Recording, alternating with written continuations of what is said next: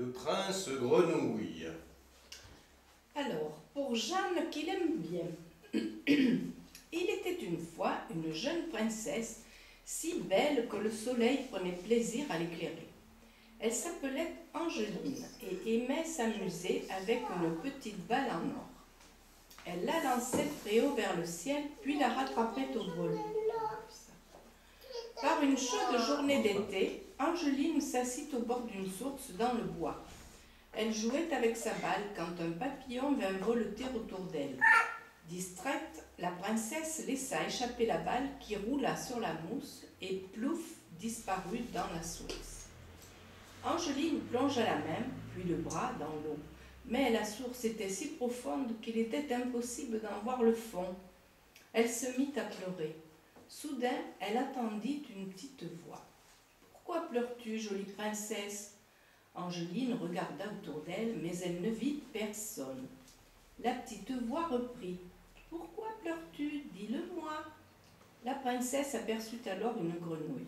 « J'avais une balle en or et je l'ai perdue dans la source. »« Que me donneras-tu si je te rapporte ta balle ?»« Tout ce que tu voudras, s'écria Angeline. « Ce que je veux, c'est devenir ton amie. Je veux aller avec toi au château, manger dans ton assiette et dormir dans ton lit. » La princesse trouvait répugnante l'idée de partager son assiette et son lit avec une grenouille.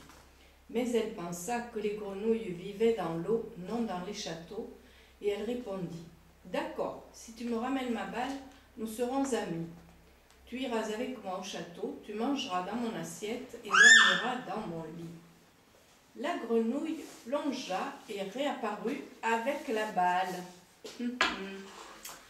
Angeline la remercia et dit « Nous sommes amis, mais tu seras beaucoup plus heureuse ici qu'au château. » Et elle partit en courant. Le lendemain, la princesse dînait avec le roi et la reine quand on frappa à la porte. Angeline ouvrit, mais referma bien vite la porte et retourna à sa place.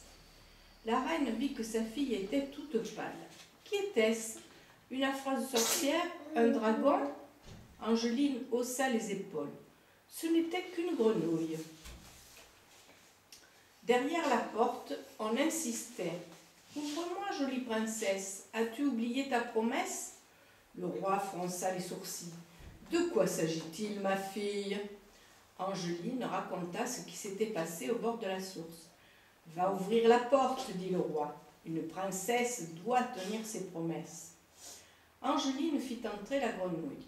Celle-ci sauta sur la table, salua le roi et la reine, mais repoussa l'assiette qu'on plaçait devant elle. « Non, merci, je préfère partager celle de mon ami. » La princesse, écœurée, grignota du bout des lèvres. La grenouille, elle, mangea de bon appétit, puis déclara « Je suis fatiguée, montre-moi où se trouve ton lit. » Angeline allait refuser, mais un regard de son père l'arrêta. Elle quitta la salle à manger et conduisit la grenouille dans sa chambre. La princesse avait bien du mal à accepter de partager son lit avec une grenouille toute froide. Elle proposa « Il y a dans le jardin une belle fontaine. Tu y seras beaucoup mieux pour dormir. » La grenouille bondit sur l'oreiller. « Si je ne dors pas dans ton lit, je le dirai à ton père. » Angeline se réfugia à l'autre bout du lit. Elle eut bien du mal à trouver le sommeil. Au matin, la grenouille avait disparu. « Cette horrible bestiole a enfin quitté le château, » pensa la princesse. Mais le soir venu, la grenouille frappa à la porte. Elle sauta à côté de l'assiette d'Angeline. Cette fois, la princesse ne put rien avaler.